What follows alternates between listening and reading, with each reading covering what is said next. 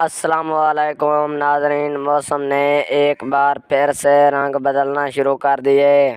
ناظرین، مغرب کی تیز ہواؤں کے ساتھ ایک بار پھر سے مونسون بارشوں کا سلسلہ شروع ہونے والا ہے۔ یہ سلسلہ پاکستان میں کب شروع ہوگا اور کب ختم ہوگا، آپ کو مکمل تفصیل کے ساتھ بتاتے چلیں آج کی اس چھوٹی سی ویڈیو میں۔ سب سے پہلے ہماری ویڈیو کو لائک کر دیں اور چینل کو سبسکرائب کر دیں تاکہ ہماری ہر آنے والی ویڈیو آپ تک جلد از جلد پہنچ سکے۔